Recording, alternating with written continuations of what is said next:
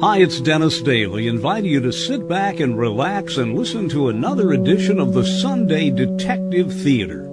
The history of detective shows on radio goes back to almost the very beginning. There were episodes of Sherlock Holmes, for example, as early as the 1920s. But as radio progressed and got better, the detectives became more sophisticated. On this show, we'll go back into the archives and listen to some of the greatest radio detectives of all time. And this time around, we focus in on the great series Yours Truly, Johnny Dollar from the mid-1950s. It was a daily show, a daily 15-minute show. We've taken a week's worth and put them into one-hour kind of Lux Radio Theater version. Now enjoy. Yours truly, Johnny Dollar. From Hollywood, it's time now for... Johnny Dollar. Pat McCracken, Johnny, returning your call. Oh, hi, Pat. How's Southern California? My vacation on expense account? I love it. Well, don't overdo it. Just because the Jolly Roger matter interfered with that vacation you'd planned is no Now, reason. wait a minute. You promised full expenses. Okay. When are you coming back to Hartford? As soon as I clear up the Lamar case. Want okay expenses on it now? Huh? Lamar? Yeah, Pat. This is a case that'll make your hair curl.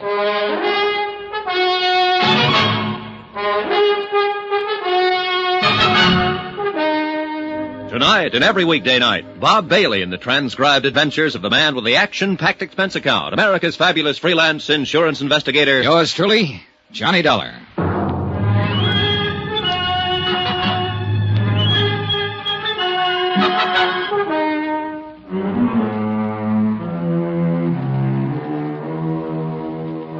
Expense account submitted by Special Investigator Johnny Dollar to the Universal Adjustment Bureau, Hartford, Connecticut.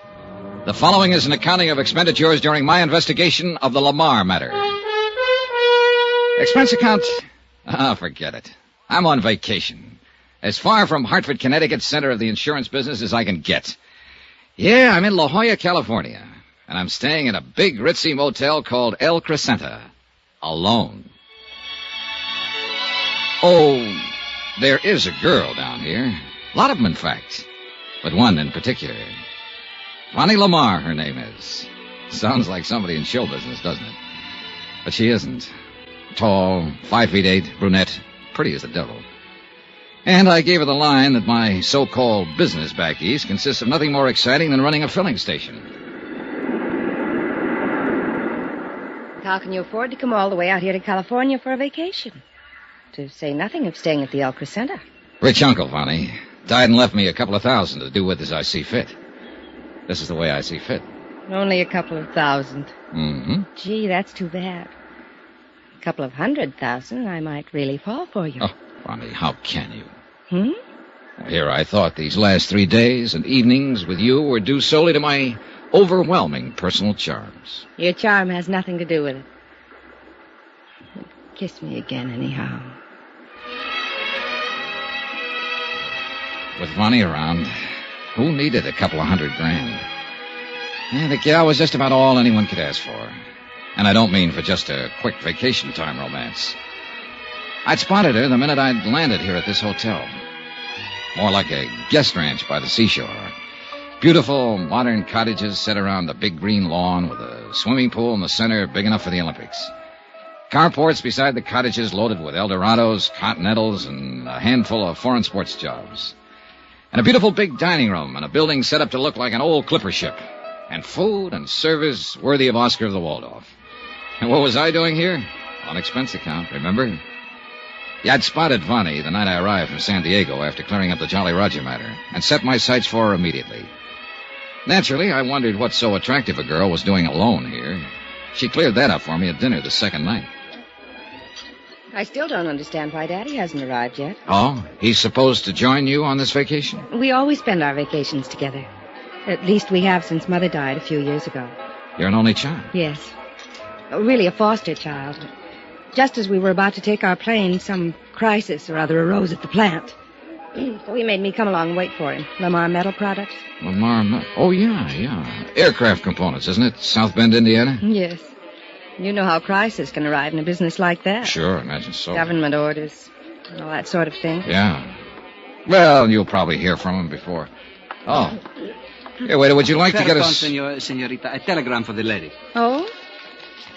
Excuse me, Johnny. Sure. Here you are, pretty. Gracias, senor. Oh, dear. What's the matter? It's from my father, and I don't like it. Listen. Must delay departure a few more days. Doctor's orders. Oh? Nothing to worry about.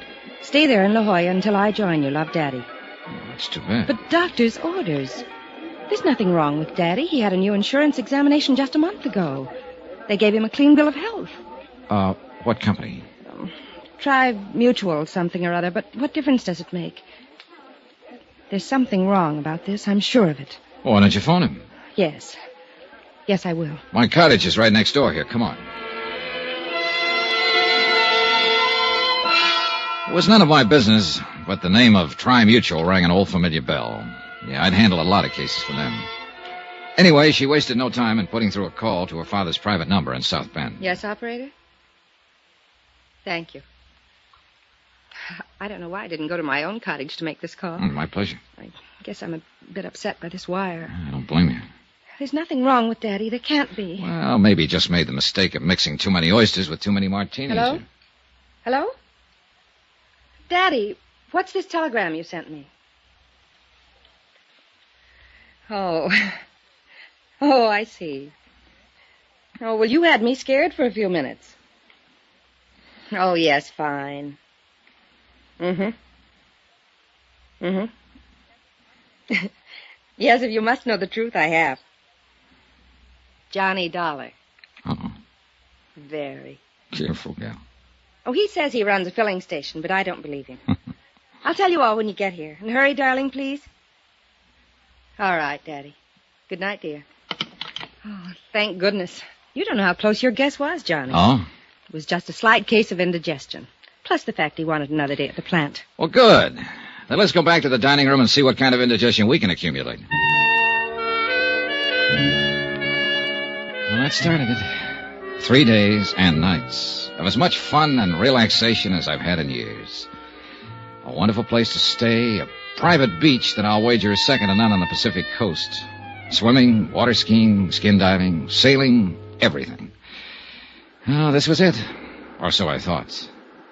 Oh, why make any bones about it? I'm a sucker for romance. And believe me, it wasn't hard to be serious with Bonnie. Johnny. Yeah? This is nice, isn't it? Mm-hmm. I don't believe in love at first sight. Do you? No. No, But it is nice, isn't it? Hey, whoa, gal. Hmm? It'd be much too easy to fall in love with you, Bonnie. And I mean the forever kind.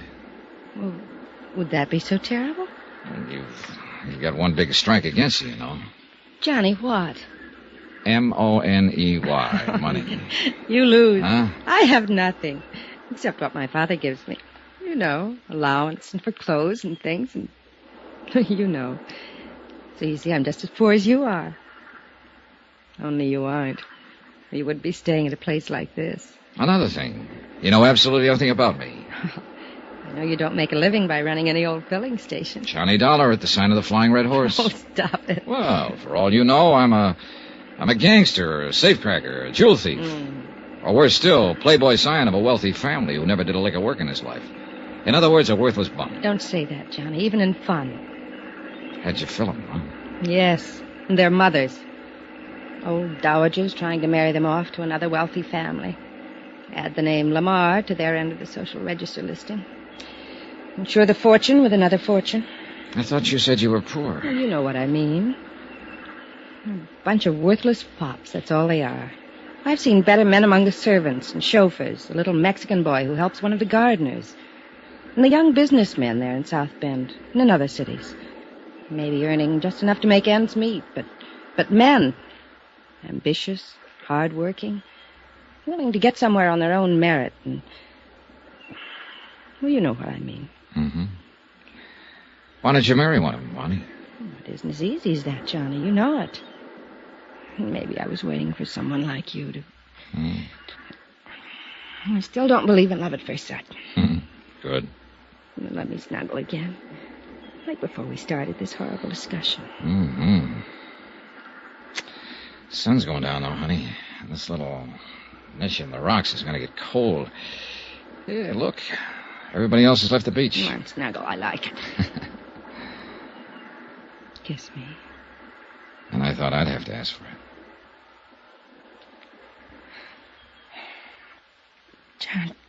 Johnny? What do you do? Well, Hmm? I'll tell you. I live in Hartford, as I told you, and Right. I'm really... Listen. He's calling you. Yeah, you too. Oh, the spoil sport. Well, maybe it's word from your dad. Here, up you come. Oh, I hope so. Come on, Johnny. Pedro! Pedro! Over here. Here we are. Here. What's up? Oh, senorita. Telegrams. Telegrams? The one for the senor was marked Rush, so I rush. Good boy, Pedro. Here. No, I'll tip you when we get back to the motel. Si, Stop by senor. my cottage. Johnny, it's What's wrong, Bonnie? from our family doctor. I'm afraid... Here, you read it. Sure, I'll be glad to. Regret having to inform you your father died a few hours ago. Suggest you return to South Bend immediately. Oh, Johnny!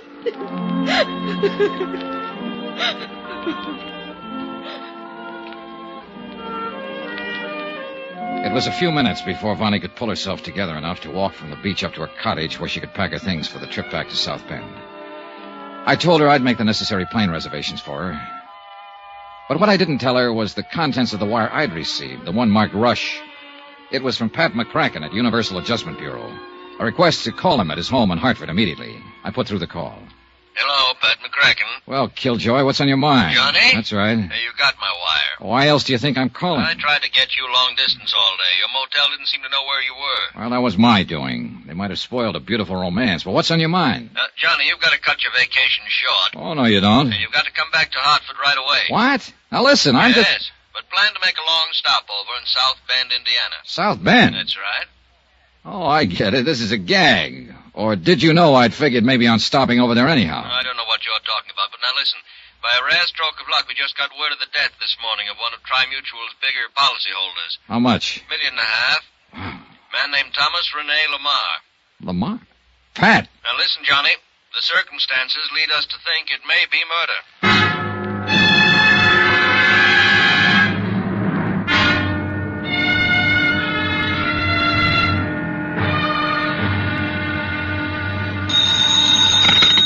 Johnny Dollar. I have your party in Hartford, Connecticut now, Mr. Dollar. Oh, thanks. Just a moment, please.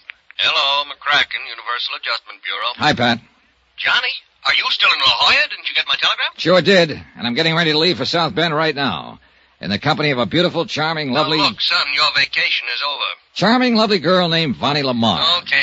Now, will you... What? That's right. Thomas Rene Lamar's daughter. Does she know her father has died? Telegram for her arrived at the same time I received yours. You didn't show her my wire. No. She doesn't know yet that you think it might be murder. Expense account item 1. I'm calling it item 1, Pat, because it's really the first tab on the Lamar case. Previous expenses here in La Jolla were charged against the Jolly Roger case. Expenses for the vacation you promised me and have now so rudely interrupted. Item 1, $9.60 for that long-distance call to Pat McCracken in Hartford. Now, what under the sun is Vonnie Lamar doing in La Jolla? Vacation? Same as I was trying to take. Now tell me something, Pat. Eh? Has a claim already been filed on Lamar's $1.5 million policy? No claim has been filed. Well, then how'd you know about his death so quickly? Luck, pure and simple. The insurance company is Tri-Mutual. Big office in Chicago, headed up by Lawrence Comstock. Oh, sure. Known him for years. Good man. Well, he's written all of Lamar's policies himself. He got to know the old man pretty well. Uh-huh. Personal friends, you know. Weekend golf together, same clubs, and both nuts about two-handed pinochle. So? Well, Comstock had been Lamar's house guest the past few days, and been with him practically every minute the old man wasn't at his plant. Was he actually there when Lamar died? Yes. He was the one who called the doctor when the old man keeled over. Our plane leaves in about an hour. No doubt you can be of some comfort to the daughter. Hmm? Her knowing that you're handling the case. Pat, that's the one thing I don't want her to know. I hung up, leaving Pat to ponder over that last remark. Wired Larry Comstock that I was coming and finished my packing for the trip back east. When I'd finished, I paid my bill at the fancy motel. And all I can say is thank goodness it was on expense account. And I knocked on the door of the cottage next to mine. Yes, come in. Oh, Johnny. Hi, Vonnie. Any way I can help you? More than you have. You've been wonderful. Arranging the flight back for me. For us? Taking care of the things here. Johnny. That's right, for us. I'm making the trip with you. But I thought you said Hartford, Connecticut. And your vacation. Oh, the vacation's all over. Wouldn't be any fun for me to stay around after this.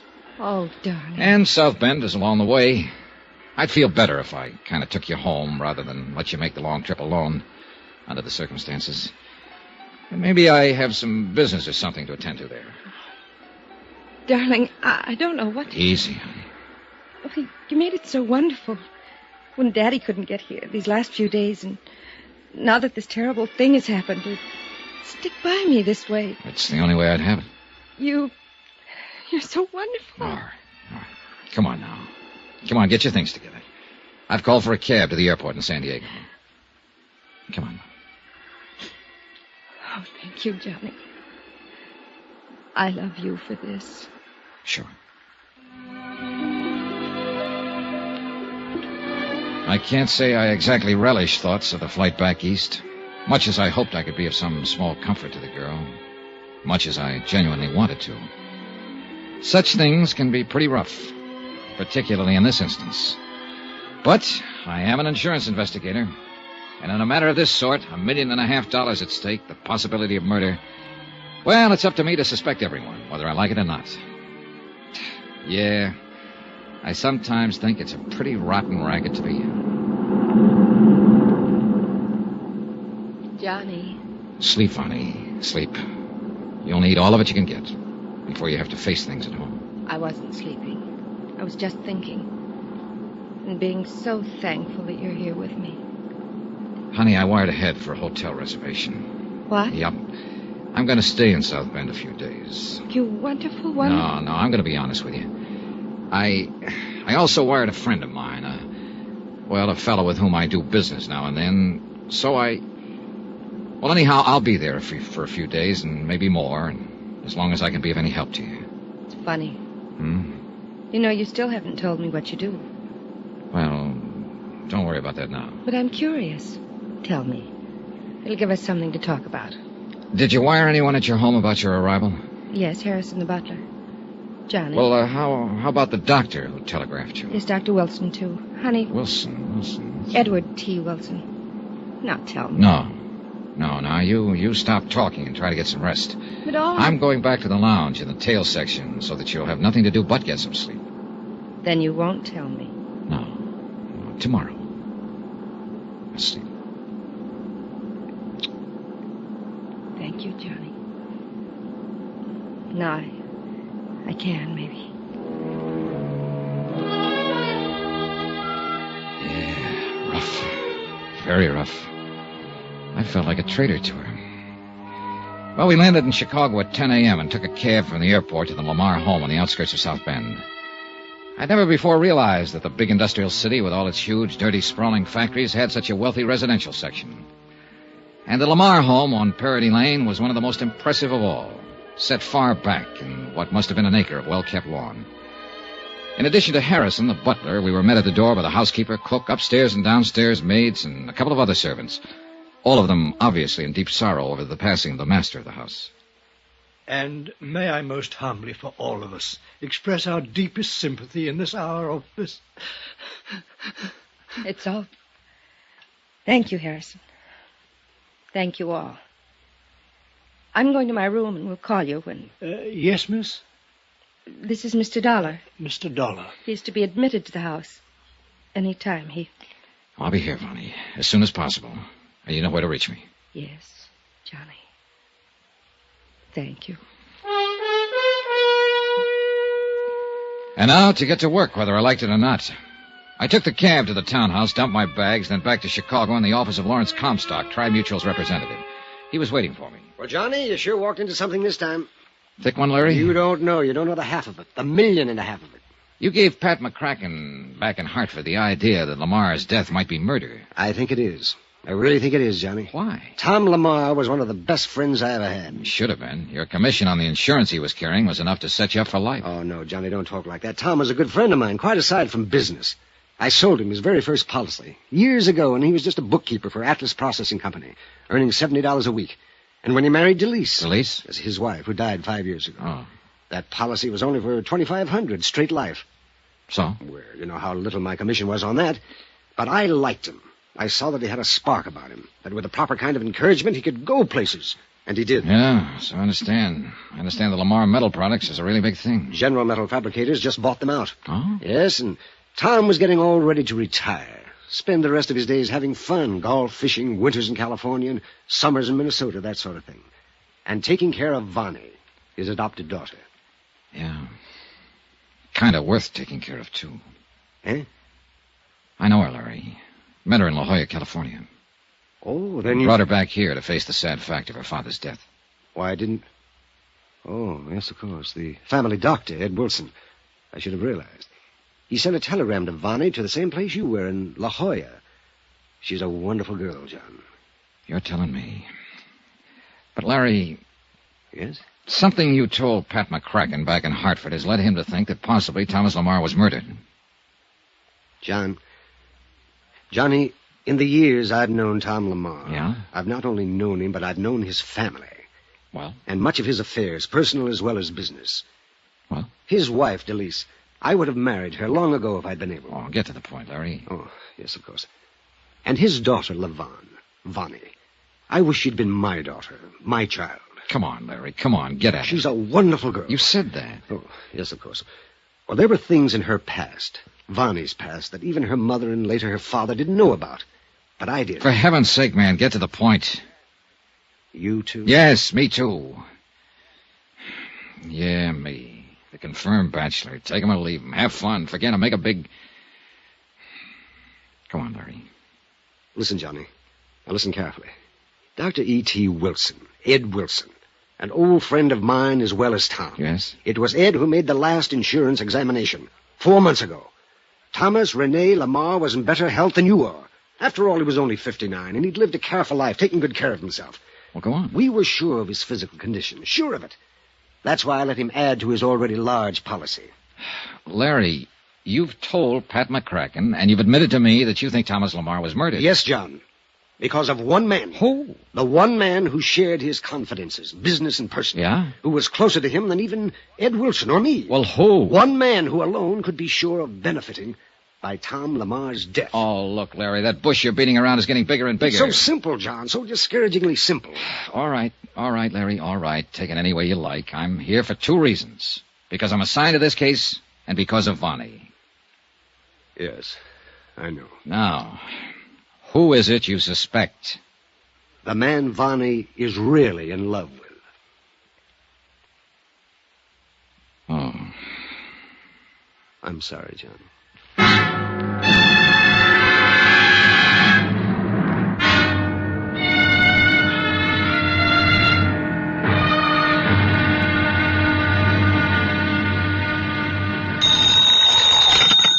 Johnny Dollar.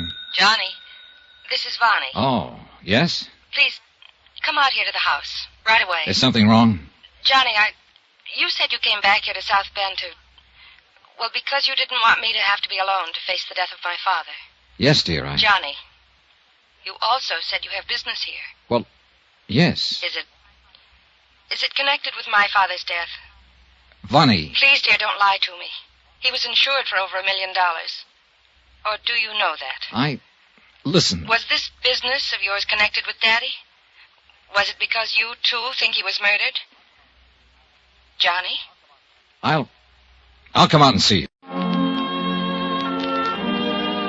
The beautiful girl, Vonnie Lamar, and the beautiful romance I found during my so-called vacation at La Jolla, California. Well, things really got into a bind when she received news that her foster father back in South Bend, Indiana, had suddenly died. And I received word that I was assigned to the case, not only because of the $1.5 million policy on Lamar's life, but because it looked as though it might be nothing more nor less than murder. From La Jolla, California to South Bend, Indiana was only a quick flight by plane, And the first person I contacted was Lawrence Comstock of Tri-Mutual, Chicago office, who'd issued the policies on Lamar's life.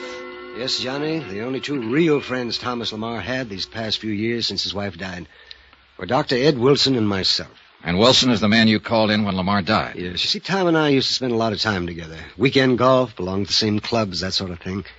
We used to love playing two-handed pinochle together. Uh-huh. Go on. I was with him at his house the night he died.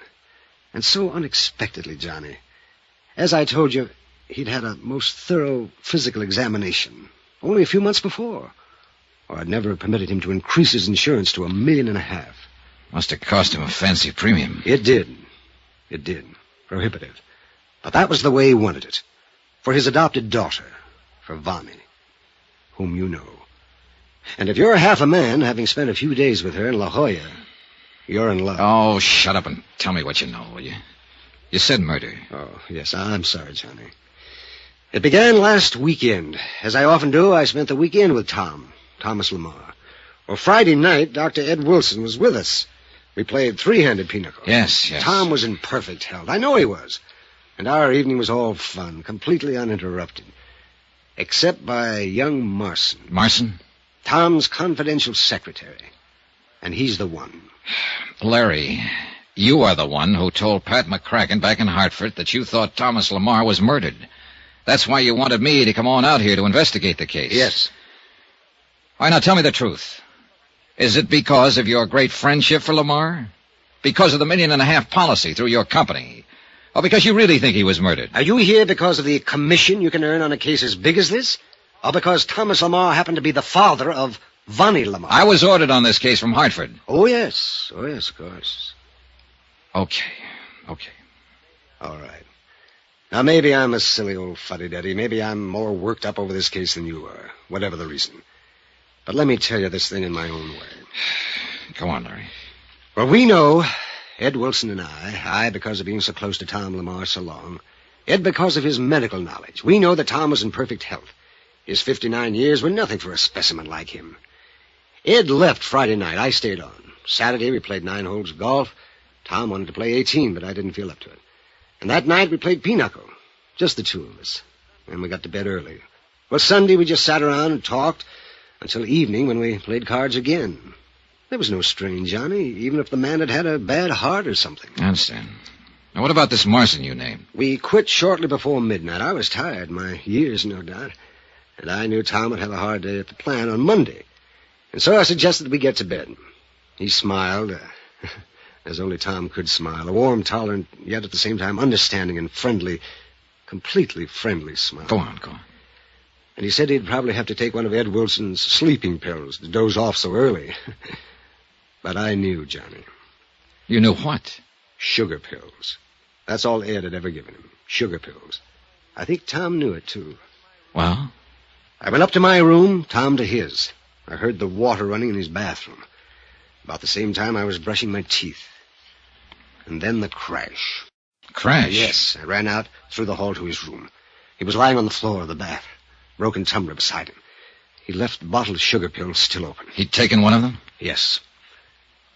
And he was dead. You mean you think... No, I called Ed Wilson. He was there in only minutes. It was he who officially said that Tom was dead. Had died instantaneously. And he was sure it was poison. Peculiar color of the lips or something. What do you mean? It was some terrible stimulant to the heart. A very rare drug that only a few researchers would know about. Even the heart of a young and healthy boy would find the influence of this drug too much, too strong. Dr. Wilson told you this? Yes. What is this? I don't know. Something very rare. But he is sure that's what did it. Well, what did the police say? You called them in, didn't you? Ed did. They'd never heard of it either, the drug. But they've sent samples of the sugar pills to Chicago and to Washington for analysis. Well? We should hear from them shortly. Where is this Dr. Ed Wilson? Oh, here. I'll just write you his address. Good, thanks. All right now, Larry. Yes? You told me earlier there was one man you thought might be responsible for this. Who? Walter Marson. Who's Walter Marson? Walter has been Thomas Lamar's personal private secretary for some years. Go on. And Walter has been married to LaVon for over a year. Oh, I'm sorry, Johnny, because I know how you feel about her. Well, Why should that make him want to murder Vonnie's father? Because of Thomas's will. Tom made a will, Johnny, that left virtually everything he owned to the corporation of which he was the head, except for his life insurance. Is that why the amount of his insurance was so big? I suppose so. The sole beneficiary of the policy, as you know, is Vonnie. Oh, go on. Therefore, the only way in which anyone else could share in the estate is by being married to her. All right. You've knocked down a couple of dream castles for me. And I'm not talking about a family fortune. I'm talking about a girl. Yes, John, I understand. If she loved him enough to marry him, let him be happy. If he shares some of that $1.5 million, let him share it. He deserves to, if she wants him to. He married her, she married him, all right. It isn't as easy as that. What do you mean? You've forgotten you wanted to know why I think Walter Marson murdered Thomas Lamar. Yes, you see, I happen to know Vonnie did not love Walter. You just said she married him. Unknown to her foster father. What are you getting at? Somewhere along the line, Walter Marson, shall we say, got something on Vonnie. What it was, I don't know. But he had a strange power over her, it seemed. Larry, what are you talking about? I don't know, Johnny. From the time Walter first started working for Thomas Lamar, I didn't trust him. And yet Tom seemed to have the most implicit faith in him. Walter was a good accountant, yes, handled many of Tom's personal investments, and handled them very well, too. Thomas paid him very well, rewarded him, always, when he made unusual profits. Why not? But Walter Marson made it plain from the beginning that he wanted to work his way into Thomas's shoes in the corporation, and this Thomas would not have. And the reason? Because Thomas knew that many of the stock deals Walter had made in his behalf were not completely, shall we say, legitimate, or legally proper, perhaps, but not morally so, that is. Corporation money instead of his own, maybe. Yeah, that's it. Buying huge blocks in order to inflate the price, and then dumping the stocks at their peak, that sort of thing. I don't know much of the details. That's out of my line. But Thomas knew very well that if Walter Marson were ever put into the corporation, he'd use the same slick methods for purely personal gain. At the expense of the corporation he'd spent his life building up. How do you know about this? I was Thomas's confidant, his closest friend. All right, Larry, let me do a little summing up. Walter Marson failed to dig into Lamar's money via the corporation, so he married his daughter to be sure of latching on to the family fortune. And that's it. Yes, it's as simple as that. Therefore, you're sure this Marson poisoned Lamar? Yes, and because of the findings of Dr. Ed Wilson. Which haven't yet been verified. Well, no. And even if you do find proof that Lamar was poisoned, you have no proof that Marson was back of it. No. Larry, what if Vonnie had something to do with it? Oh, no. Oh, yes. That's a real possibility, isn't it? Good heavens, Johnny, you can't mean that. You say you know the girl. Yeah, sure. And I fell for her like a ton of bricks. Whether it's simply because I'm a sucker for such a charmer or just because she charmed me so well, I don't know. But why did she want me if she's already married? Johnny, what are you getting at? $1 million at stake. $1.5 million. How she could possibly have known I'd be staying at the La Crescenta in La Jolla, California, I don't know. But with $1.5 million at stake, you could find out most anything. So she worked on me, got me on her side, even before she needed to. And when her father died, according to plan, she knew there'd be no question of settlement of her claim for the insurance because of the way she'd so successfully drawn me into a cozy little noose. Johnny, you're out of your mind. Am I? What are you talking about, you old... Yeah, I guess I am. John, I've been a confirmed bachelor all my life, even before I was your age. But I know very well that if I'd ever met Vonnie Lamar, my bachelor days would have suddenly ended. Oh, you're hurt. Now that you've found out she's married, you're hurt and you're angry. You're striking out at anything you can reach, anyone. And I'm sorry. Don't let it take away your judgment. I'm sorry, too, Larry. I didn't mean to... I really didn't... It's all right, Johnny. But now get hold of yourself. You have a job to do, not only for me, for the company, but for yourself. Okay, Larry, thanks. Good boy. I don't know what I'm going to do, but I guess whatever it is, I better start doing it. Yes. Good luck, Johnny.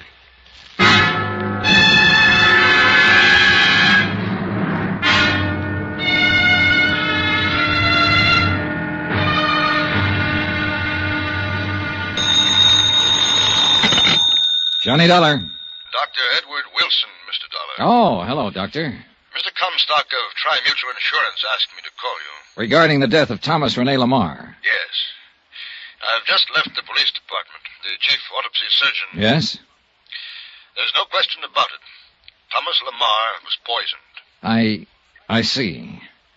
I'd like to talk to you, Doctor. I understand you were one of Mr. Lamar's closest friends. Yes? And one of the beneficiaries of his will. That's quite... Where did you learn that? I didn't. It was a shot in the dark. No, look here, young... Better stick close to your office, Doctor.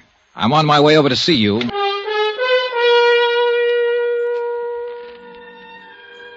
As the facts of this case lined up, it appeared that Thomas Rene Lamar, wealthy manufacturer of aircraft components, had only two really good friends. Lawrence Comstock, who had issued him $1.5 million worth of life insurance policies, and Dr. Edward T. Wilson, and a wonderful, lovely, charming adopted daughter, LaVon, whom I'd met during my brief vacation in La Jolla, California, whom I'd accompanied back here to South Bend, Indiana, when she received word of her father's sudden death. What little evidence I'd been able to pick up seemed to point to one Walter Marson, Lamar's personal secretary. Unknown to Lamar, he had married Bonnie, and therefore stood to benefit from his death. Oh, why kid about it? I'd fallen for the girl, heavily. And when I found out that she was already married to a slick, smart promoter, well, let's keep personalities out of this case, especially mine. I'd told Bonnie that I'd come up and see her out at the family mansion, but I thought I'd better contact Dr. Wilson first. Come in. Come in, Mr. Dollar. I've heard a great deal about you from Lawrence Comstock. Please, sit down. Thanks, Doctor. You said something over the phone that's bothered me. I won't mince words. Apparently, you and Larry Comstock were Thomas Lamar's closest friend. I don't think there's any question about it, my boy. And I'm sure Lawrence will verify that. He already has. That's why I took a shot in the dark and suggested that you're a beneficiary of Lamar's will. Not his insurance. I already know that his daughter Vonnie gets that, but his will. Well, does that shock you, or... I suppose Larry's a beneficiary, too. Yes. Then either one of you might conceivably have had a motive for bringing about his death. What? Now, just a minute, young Relax, man. Doctor, relax. I make no bones about it. This is the roughest case I ever tried to handle. Unfortunately, I started out by getting myself emotionally involved with Bonnie Lamar. Go ahead, laugh if you want to. Hardly. She's a very wonderful girl. A bit mixed up at times, perhaps, because of... Well, because of what? Are you aware that unknown to her father, Bonnie was married? Is married? Yes, to some Walter Marson, Larry Comstock told me. Marson was Thomas Lamar's personal secretary. Did Lawrence tell you why she married him? I don't think he knows. It was a few short months after Thomas Lamar's wife died. A terrible blow both to Vonnie, who was completely devoted to her foster mother, and to him. By way of quenching his sorrow, Thomas drove himself in his work, 16, 18 hours a day at the plant, all his waking hours, so that he would have time to think of nothing but his work. But Vonnie had no such outlet for her emotions. Her friends, a lot of rich ne'er-do-wells, rich, worthless bums, if you like, got her interested in gambling. Oh? She plunged into it with a recklessness and abandon that quickly got her into debt so deeply that, well, there was only one way out. Her father didn't know? No. But young Marson did, and he took full advantage of it. In return for her agreement to marry him, he promised to quietly obtain the necessary funds from Thomas Lamar's investments, which he, Marson, handled. And he did. And she married him? Yes. But how could she? She didn't love him. And you must realize her emotional state at that time. She was terribly upset over the recent death of her mother, and so was her father, of course.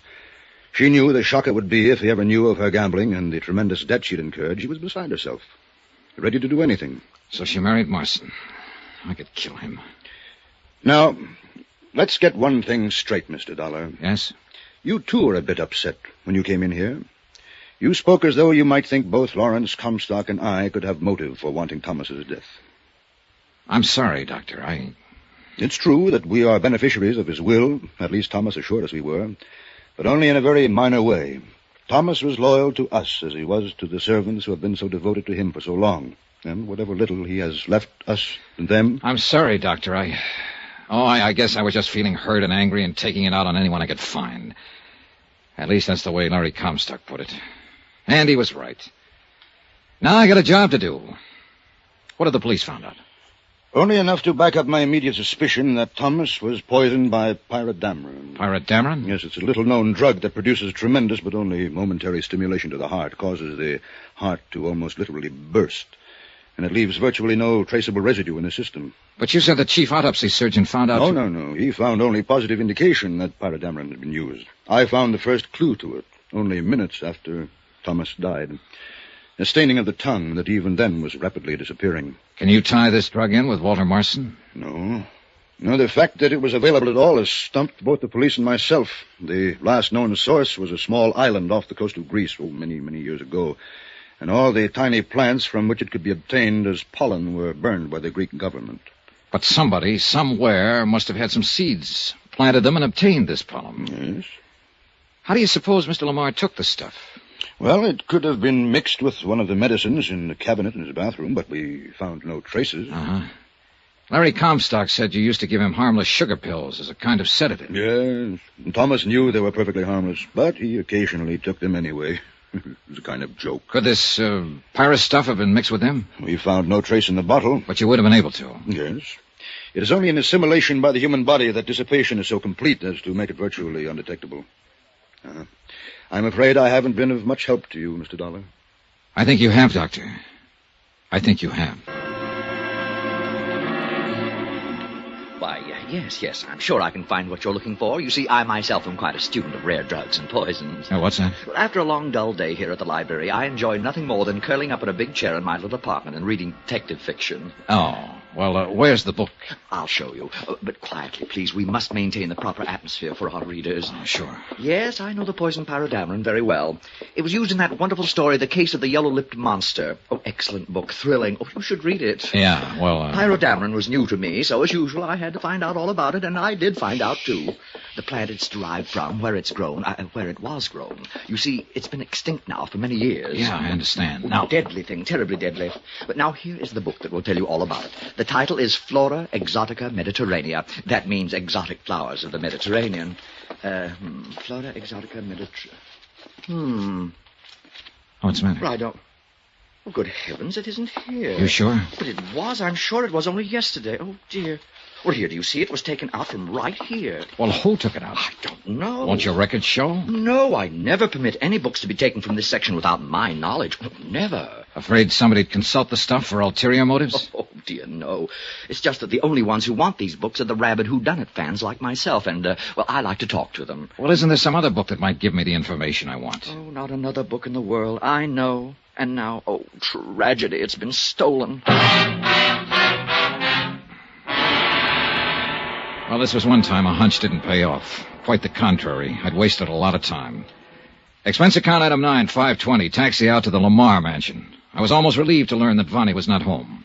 I'm very sorry, sir, but she and Mr. Marson left shortly after noon to make the funeral arrangements. Thank you, Harrison. However, as you know, Miss Vonnie wished you to have full access to the house, and if you care to wait... How is she holding up, Harrison? Most admirably, Mr. Dollar, under the circumstances.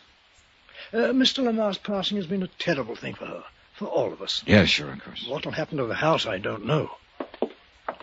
You like Walter Marson? Yes, sir, very much. Now. What does that mean? I've never spoken of this to anyone else, Mr. Dollar. For years, Walter Marson was a clever, scheming, conniving young man with overpowering ambition to take over the Lamar Corporation. So I've heard. I'm convinced that at one time he even tried to marry Miss Lamar, and solely for the purpose of forcing his way into the business. Just tried? Well, yes, sir. However, in the past year or two, Mr. Marson has changed completely. What makes you think so? Because of conversations between him and Mr. Lamar that I could not avoid overhearing from time to time. Mr. Lamar knew what Marson was attempting and faced him with his knowledge of it. Here is his room. Go on. Mr. Lamar could have made it very difficult for him in view of his record. Prison record? Yes, sir, for embezzlement.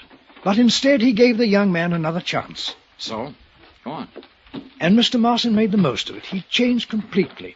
I say without reservation, sir, that Mr. Marson is as honorable a young man as I know. Pretty sure of that, aren't you? Yes, sir. A butler living as close to them both for so long can Pardon me, sir, but does something give you the reason to think I'm mistaken? No. Unless perhaps it's this book I just found lying on his desk. Book, sir? Flora Exotica Mediterranea.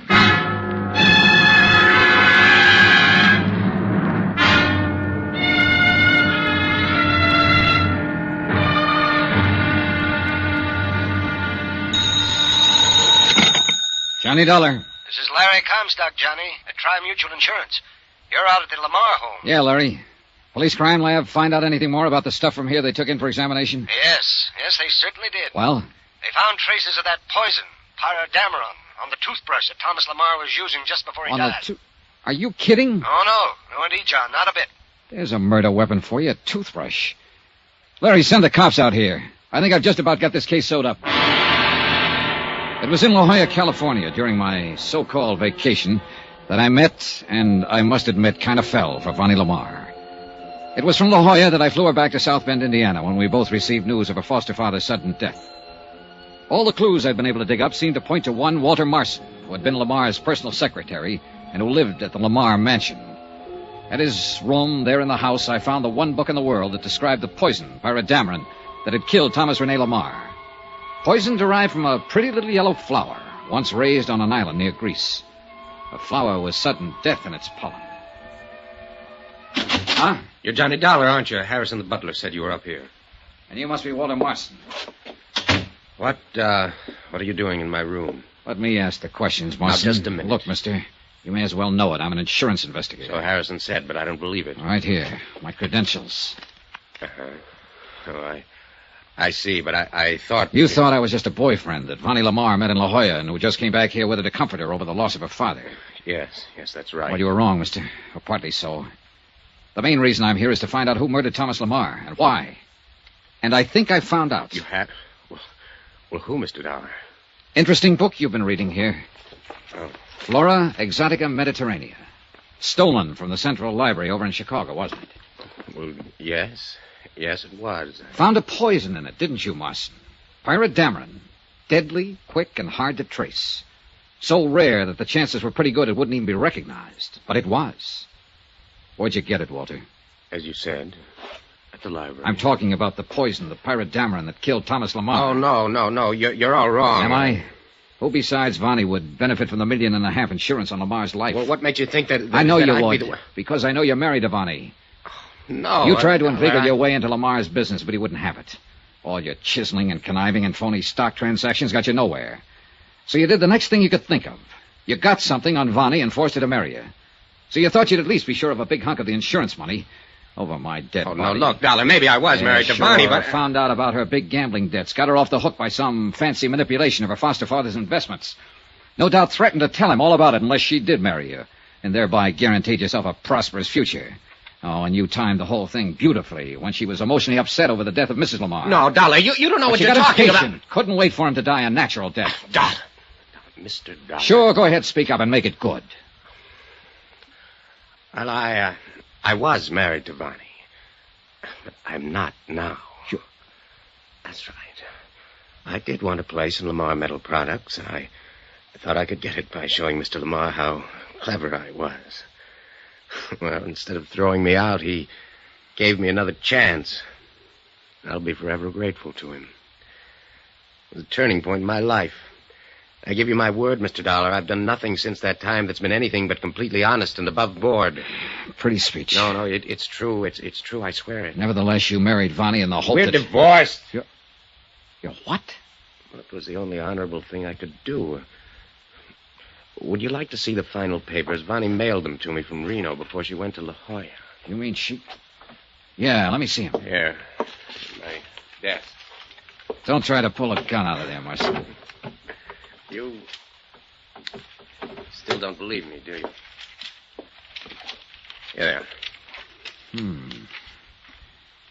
Then would you like to tell me who did murder Thomas Lamar? I wish to heaven I knew. That's why I got this book, hoping to find some clue as to where the pyrodameron might have come from. But you sneaked this book out of the library. Because I was afraid of the very kind of suspicion that you've shown. Want to know something? I'm still showing. And I tell you you're wrong. Ask Vonnie. She'll tell you. Oh, where is she? Harrison said you two had gone out together to make arrangements for the funeral. Yes, we did, and we came back together. But when Harrison told her that you were here to see her, she said she'd be back in a few minutes. Where did she go? Oh, she's still in the house somewhere, I think. Marson, just what is your relationship with Vonnie now? Well, there never was any love between us. Our marriage was only on paper. Yeah? The foster daughter of the man to whom I owe so much, it's my duty to do what I can for her. In spite of her... Remember what? Oh, even to the end, we kept from him any knowledge of her dissipations, her drinking and gambling. I thought that was all over. Oh, no, she's more deeply in debt now than she's ever been. I'm thankful Mr. Lamar died without knowing. Well, I'll be. But with the insurance, of course, she'll be able to pay off. Marson, you're a dirty rat, and your accusation isn't very well veiled. Are you trying to say that I'm accusing Vonnie of the murder? Oh. Mr. Dollar. Yeah, go on. This book. According to this, the plant from which pyrrodamaron is derived is now extinct. Unless somebody, somewhere, managed to salvage some seeds that were then planted. Yes, exactly. Lephra purpurus calendus, found only on a small Grecian island. I wonder if Dmitri would know. Dmitri? What's this sudden switch? Who's Dmitri? He's the old gardener. He's here on the estate. Come on, Marson, and bring that book. Before going out to the gardener's cottage, I asked Harrison where Vonnie had gone, and he told us he only knew that she was somewhere in the grounds, that her car was still in the driveway. Could be nothing too nice for Mr. Lamar, so I always try keep things nice. Yeah, I can see. Dmitri, Mr. Dollar's here to investigate the circumstances of Mr. Lamar's death. Investigate? Oh, yes. I hope you find who do this terrible thing to such a fine... Well, I want you to look at this book. Here. Did you ever see a flower like that?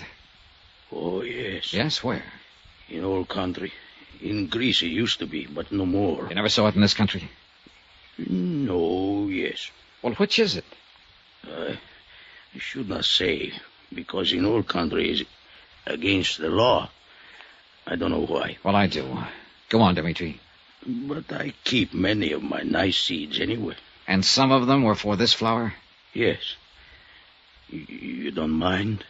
It is very pretty flower. Did you ever plant any of them? Oh, no, not I. Somebody else? She was always so nice to me. Vonnie? Miss Lamar? Look, sir. She even sent me gift on her trip last week. Dmitri. Look. You call it toilet case. See? It have soap and toothbrush and comb. Dollar, look, that toothbrush. I am looking. The yellow stain on the bristle's the same color as the flower on this deadly plant. So pretty. She said her father one of these too. She there now, cultivating. Cultivating? With a shovel? Dmitri, go back to your cottage and stay there. Oh, you want... Come on, Marson. She's digging. And I think I know why. She sees us. Go back. Go away, both of you. Stay here. I want to talk to you, Vonnie. What are you doing? What I'm doing is... I'm burying the little garden that was mine for Daddy. Little personal things, Johnny, that I grew with my own hands for him alone. And now that he's gone, this would be only one more bit of memory. Please, leave me, Johnny, to finish. Wait, Vonnie. What? Before you turn under that little yellow flower. Here, I'll show you. No, Johnny, don't touch it. Here. Source of a poison called pyrrodamaron. How did you know? Here, look. Oh, no, you don't. I'll kill you, too. I'll kill you. Oh, nobody, no. Oh, Walter, help me. Help you.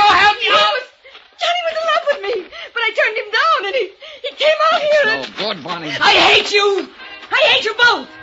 Everything would have been all right if you hadn't come along. I hate you. Listen, Johnny. $1 million. $1.5 million. You and I could... Oh, you dirty... No, Johnny, please don't. Please.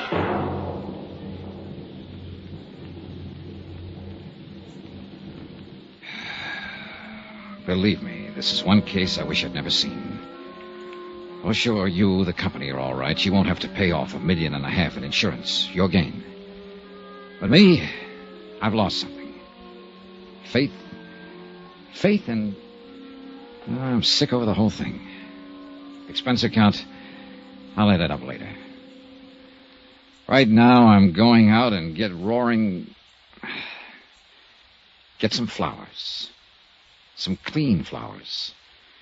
And just sit and look at them. Yours truly, Johnny Dollar. Yours truly, Johnny Dollar, starring Bob Bailey, is transcribed in Hollywood. It is produced and directed by Jack Johnstone, who also wrote this week's story. Heard in the cast were Virginia Gregg, Lawrence Dobkin, Harry Bartell, Eric Snowden, Howard McNair, John Daner, Gene Tatum, Joseph Kearns, Paul Richards, and Jack Moyles. Musical supervision by Amerigo Marino. Be sure to join us on Monday night, same time and station, for another exciting story of yours truly, Johnny Dollar. Roy Rowan speaking.